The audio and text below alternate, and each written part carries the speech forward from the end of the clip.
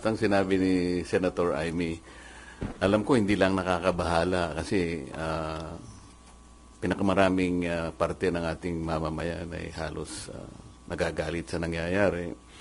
Na para bang ipinagkikibit balikat lang, ito halos nilimas ang kabangbayan. Ganun po kahirap na ang bansa natin ngayon. Balik po tayo dun sa dalawang testigo na iniharap ng chairman ng Blue Ribbon na nakatakip ang kanilang muka, yung dalawang pinibini na di umano ay mga staff ng nagre-renta dun sa bahay na pag-aari ng isang tao. Meron ba kayong napansin doon nung ako'y nagtatanong sa kanilang dalawa? Sana po'y makapagtanong naman ako sa inyo. Meron ba kayong napansin nung tinatanong ko yung dalawang testigo kung sino po yung sumasagot? Kasi po, kung nagtatanong ang isang katulad namin at dinidirekta yung tanong sa kanya, dapat siya po yung sumagot, di ba? Iwanan na po natin yung kung hindi nyo napansin. Ang ibig ko lang sabihin dito, tinatanong ko po siya, bakit kaya kayo napunta doon kung ang inyong layunin lang pala ay ituro yung diskaya na sila pala yung ginamit na nagpapaalis sa kanila dahil yung daw bagong may-ari, kailangan na yung bahay at humihingi sila ng ilang panahon pa lang dahil napakahirap maglipat ng kanilang mga gamit. So yung pala si Diskaya lang pala yung itinuturo na siya yung nandun. Ayaw namang aminin ni Diskaya na hindi nga ako nakapunta dyan sa South Forbes na yan. Ba't ako na naman ang tinuturo ninyo? Pwede ko po bang malaman, kayo po nagtuturo kayo, nakatakip ang mukha nyo. Ako po na tinuturo nyo, wala bang karapatan na makita ko man lang ang mukha nyo. Ayaw po, hindi rin pinaalis yung mga maskara. Pero ang isa pong importante doon na dapat napansin nyo, yung sinabi nilang address, 30 Tamarind Street. Kung napapansin nyo, yun ay bahagi ng paglalahad ni Saldico na sinabi niya yung isang 1 billion pesos ay doon i-deliver. Kasi yun ang drop-off point na sinabi, sabi niya, ni Martin Romualdez sa akin, diyan mo dalhin. So, Tamarind. Ang gusto ko sana dapat mayroong mga tanong pa doon eh. Bakit hindi natin tawagin kung sino yung may-ari? Nasaan yung kontrata nasaan yung discontract? Di ba? Nabanggit lang ang pangalan ni Martin Romualdez, natapos na kami. So, walang na-establish? Ang ini-establish pala nila na si Diskaya pumunta ron para sabihin na yung bagong may-ari, pinaalis na sila. Ano weight nun, sir? Yun nga. Wala. Kaya gusto ko mapansin ninyo lahat. Bakit kinailangan pumunta pa sila doon? Yun lang bang gagawin natin? Ang mga tao, hindi ganun ang expectation po nila eh. Kaya po siguro napilitan kami na maglabas na ng minority report.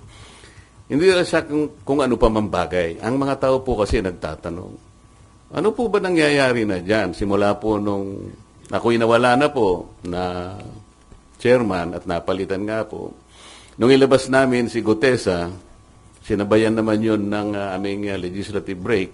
Matagal po yun, hanggang sa mag-resign naman si Senator Ping. So, ang mga tao nagtataka, ano na naman ito? Wala na bang ano ito?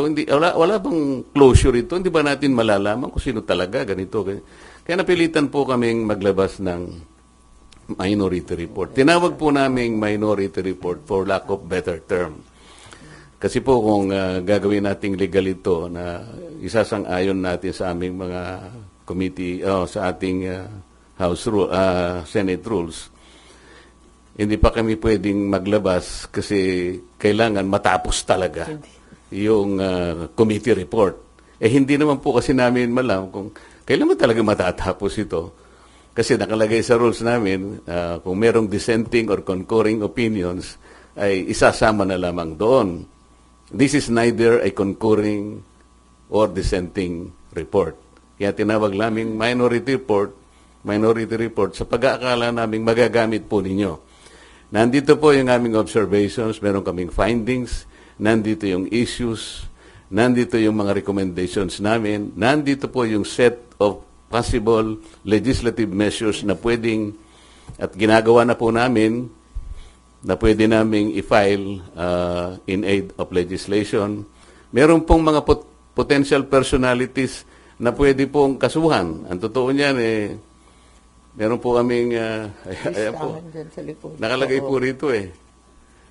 Ang totoo po, itong minority report na to, I had a chance of disseminating this for the first time on December 11, 2025. Meron po kasing forum sa Quezon City. It was held in MICE Center in Quezon City. I-CARE po yung host. I-CARE means Interdisciplinary Conference on Accountability, Reform, and Engagement. Ito po ay hosted by the NCPAG of the University of the Philippines. I was one of the the panelists, kasama po si then Chairman Popoy de Vera, andun din po si Congressman Erice. I recall that political analyst Malu Tikia was there also.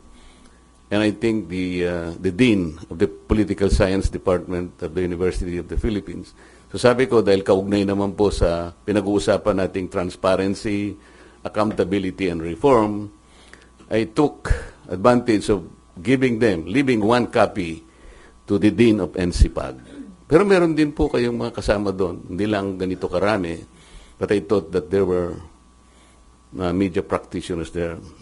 Sa minority report, It- pwede malaman sino-sino po yung gusto niyong pakasuhan sa minority report? Sana, nandito po, kayo na po ang... You will give us a copy, sir? Yes. Pero sir, pwede po, parang kahit quick rundown para sa inyo po madami. Yan yung recommended expansion. Hindi mahaba ito. Hindi ako nagre-recommend, yung evidence ang nagre-recommend. Kasi lahat nyo, mapapansin ninyo, I headed 3 investigative hearings, public hearings, when I was the chairman. And then, yung huling 3, si Senator Ping na. Kaya this constituted 3 hearings all in all. So we utilized the same resource persons, the same witnesses. We relied on their collective and individual testimonies. So, kaya namin na itong findings na to. Sino po yung highest official or most prominent personality na rekomendado po ninyong kasuhan? Merong question mark Oh, may nga sa, question ano mark. eh, oh. Makikita nyo rito yung mga kung, para naman may konting suspense. Kayo nang tumingin. Sir, sorry, for soundbite purposes, sana for teaching, may we get the names of who you want to be charged to sana, sir? Sound bites. Yes, sir. Hindi po kasi, sir, kailangan namin mag-guide. Yung arrows kasi habaka. Alam naman ninyo kung Yung arrows sino-sino. po, nakaturo kay Speaker Romualdez. So, it's safe understanding po. Yung arrows kasi, base sa nagtuturo sa kanya at mababasa nyo nun sa kanilang mga testimonies, Sa testimony. individual. Talagang, for example, Gutesa, tinuro si Saldico and Martin Romualdez. Si Diskaya, nabanggit din ang pangalan ni Martin Romualdez.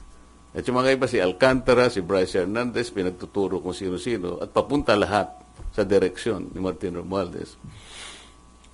Sir, yung balikan ko lang po yung 30 Tamarin. May balak po ba kayong pasupina yung ownership records ng 30 Tamarin, pati yung registration papers ng Golden Corazon, at saka yung pabalikin yung dalawang witnesses at patawag yung original owner and yung renter supposedly na employer ng dalawang tumistigo kahapon dahil siya yung naapektuhan ng nabili yung bahay. Hindi ba very logical na dapat ganun ang gawin? Palagi ko naman, baka ganun ang gawin ni Senator Ping. Naasahan namin na yun ang gagawin. Kung yun ang rekomendasyon nyo, i-recommend natin sa Blue Ribbon. Sen Aimee At and Sen... palagay ko, may recurring names, ano? Yung pangalan ng mga abogado na kasulat na proxy, hindi lamang sa 30 Tamarin na ulit-ulit na binabanggit, kundi dun sa foreign properties din. Yung Soto Grande yata, andun pa rin yung Attorney Paras at yung iba't ibang law offices na alam natin. Yusek na rin ng DOJ si Senator Andres. Yusek Andres, di ba? Jess Andres. Pero hinihintay ko nga sana kahapon, kaya nandun ako. Kasi initially parang ayaw ko na muna. Kaya lang dahil nakita ko sa listahan, nandun si Yusek Traigib at nandun si Yusek Bernardo. Baka ako dito magkakaharap itong dalawa. Tama. So naghintay ako doon. And then naisip ko nga na sinabi nga ni Senator Ping during the hearings sa budget, sa plenary debates ng DBCC, talagang sinabi niya yung 8 billion na binibigay ni Yusek Bernardo kay Yusek Traigib. At si Yusek naman, binibigay kay Adrian Bersamin. So iniisip ko, baka kako dito magkakaharapan, makikita natin yung tanungan kung saan papunta. Because ang sinasabi natin, di ba, wherever the evidence will lead us, palaging ganon. Bakit wala si Adrian Bersamin? Sen Aimee, and sa inyo na rin po, Sen, isa na lang po. Bagamat di naman po kayo pinangalanan kahapon, pero may mga pasaring si Senator Lacson dun sa mga nangmamaliit, nangiinsulto daw sa Blue Ribbon hearing. Sabi niya, shut the F up. Sabi niya, your noise will not silence the truth. Neither does it provide any help in our investigation. Your noise cannot convict and won't even indict the malefactors of this flood control mess. Your comment on it. Sa palagay ko, hindi naman ako yun. Kasi alam ng kahit sinong senador na hindi pwedeng utusan ng kapwa nilang senador. Sa Senado, hindi naman pwedeng maghari-harian o magreyna-reynahan. Palagay ko, hindi rin ako yan. Hindi rin ako yan. At alam ko, hindi ako ang pinatutungkulan yan. You don't feel alluded to? I don't feel alluded to. Bakit hindi nyo po ipinurso yun? Kasi as you correctly pointed out, dapat nadikdik din si Yusek Traigib doon sa supposedly kaugnayan niya kay Yusek Bernardo. But di nyo po pinurso yun kahapon? Pati yung kay Maynard Ngu din po? Kasi niintay ko nga na sila dapat ang pagmulan ng pag-uusap. Kung ako yung palaging nagtatanong, baka naman ako yung maingay na naman. Ako yung magsimula. Inisip ko lang na nando naman, nung sabihin ni Yusek Traigib na, kasi sabi ni Senator Kiko, kung dinideny mo yan, ibig mo sabihin sinungaling si Yusek Bernardo. Masasabi ko pong ganun, sabi niya. Sana nag-react di ba, si Yusek Bernardo. Bakit hindi siya nag-react? Kaalalahanin niyo, Yusek Bernardo was already admitted under the WPP. Kapag ang isang witness ay liar at hindi siya kumibo, baka ma-discharge siya as witness. Hindi niya ba kayang ipagtanggol ang kaso ng Estado? You should remember that the state must be assisted in prosecuting its cases. Mabigat ito, kaya nga tayo kumukuha ng testigo that will be placed under the WPP. Yun po yung pinaka-prinsipyo. Palagi kasing sinasabi ng iba, si Marculeta, palagi niyang dinidepensa si Diskaya. Mali po yun. I'm only trying to point out na gusto kong gamitin kahit sino. Nagkataon lang si Diskaya lang ang matapang out of the initial 15 contractors. Kaya ganun po nangyari. Gusto niya magpa-WPP dahil kaya na po na nangyari. Natatakot sila. Under the law naman, kailangan silang tulungan basta nag-apply sila. Nagkaroon nga ng problema lang na pinipilit ng DOJ yung restitution na siya ng Hindi kami magkaintindihan ng taong yun sa restitution. Alam naman niya na hindi totoo yun. Kaya palaging ganun ang usapan. At siya rin alam niya, under the WPP, ang sinasabi na confidential lang ay yung proceedings of the application, as well as the action taken by the DOJ in relation to that application, because that's under Section 7.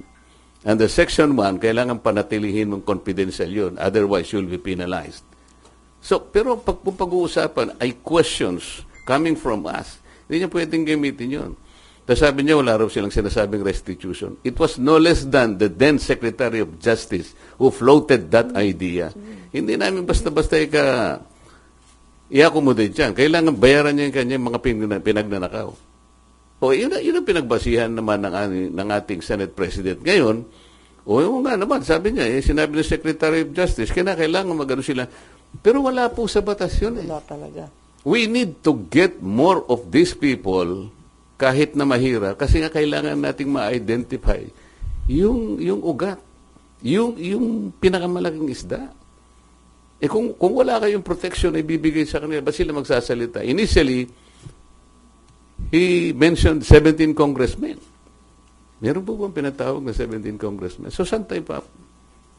Ano sabi nila? Co-bodies.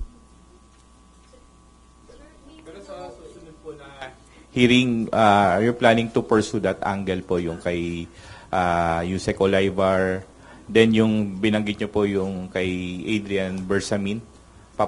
I-request nyo rin po ba na ipatawag yung Adrian Bersamin? Parang yan ang gusto ng media. Sige, gawin natin.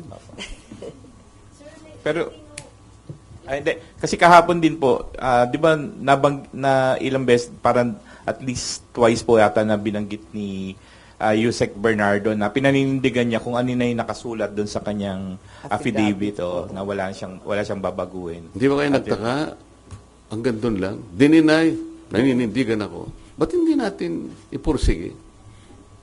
Kaya hindi naman ako ang chairman. Kaya naman. Sir, do we know sino-sino pong pumirma sa minority report? All minority members? 6 out of the 9 members of the minority. Kasama si Sen Aimee. Sir, I'm sorry sila. Ma'am, sinabi nyo kasi agree kayo sa laman ng minority report, may mga pagkukulang sa nangyayaring hearing ngayon. Kasama po ba doon na gusto nyong isama sa investigasyon yung mga nilabas na video ni Zaldico? Ang sinasabi ko, kinakailangan imbestigahan yung nabanggit doon. Halimbawa, yung Paul Estrada, Mark Tiscay, sana ba yung mga yon, ano? Marami kasing sinabi doon na talagang napakabibigat. Kumbaga, critical leads in the investigation that need to be pursued. Tulad ng sinabi ni Senator Marcoleta, parating bitin. Yan, nababanggit. Tapos hanggang dun lang, papara. Hindi ba dapat pursigihin yun? Yung 8 billion na sinabi na ni Yusek Trigiv, hindi ba dapat tanungin din yan kay Yusek Bernardo at alamin din kung talagang kumpirmado. Ano nangyari doon? Kaya parang laging bitin laging may kulang, laging pinapara, whether on purpose or nakakaligtaan, talagang humihinto. Talagang bitin. Alam nyo, napansin nyo ba kahapon? Sabi ni Yusek Trigiv, dinideny ko po lahat yan. Sabi naman ni Yusek Bernardo, I stand by my statement. Ang sabi ni Chairman Senator Lacson, mahirap banggain yung mga facts ni Yusek Bernardo. Sabi niya kasi doon yung pinagkuhanan kanya ng yung sinasabi nating amount dito ay nanggaling sa GAA. Totoo yun. He was mentioning about 2.8 billion pesos. So alam ni Senator Lacson, nandun talaga. So mayroong resibo. Gusto ko ipurso yun. Di ba dapat? Kaya lang hindi naman ako ang chairman. So, with due respect to the chairman, dapat bigyan natin siya ng latitude. Marami sanang dapat i-pursue, di ba? Yung tungkol sa Cabral files nga ni Congressman Lian, sana na-pursue na rin na i-require yung DPWH, kung public record rin lang, di ibigay na sa ating yung authenticated copy para wala nang pagdidiskitahan kung yung kopya ni Congressman Lian o yung kopya na sinasabing meron yung bilyonaryo at yung iba pang media at yung nabanggit na rin ni Chairman Lacson. Dapat ay dito makikita yung vigilance ninyo. Kasi kung hindi nyo napansin, bigla nilang sinabi in relation to the Cabral files, kasi we're talking about how are you going to authenticate or to validate the Cabral files. Tinatanong ko sa kanila, is it a private file or a public file?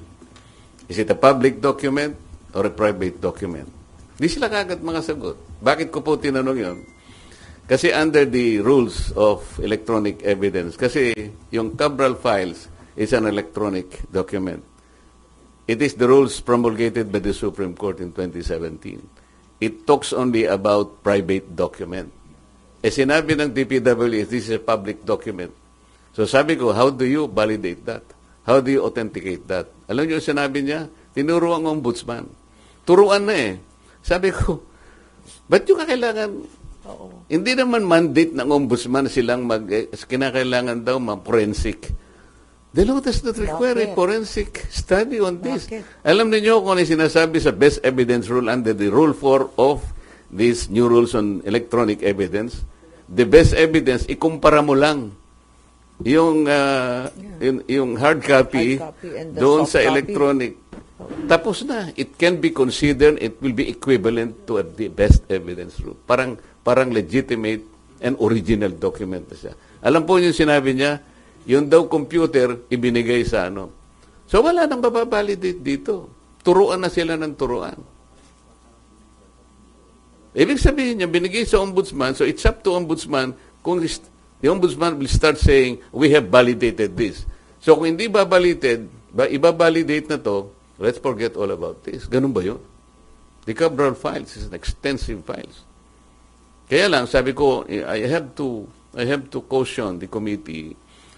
Congressman Lebiste is not competent to testify on the contents and entries of these files. This is legal. Hindi pwede ka kung siya, kasi hindi masyang gumawa nito eh. Humingi lang siya. Ang pwede rin niya is testify the manner on how he accessed these files, how he obtained these files. So, ngayon po, napupunta tayo dun sa parang bitin na bitin eh. Parang walang gustong umusa din. I can feel that. That's my personal opinion.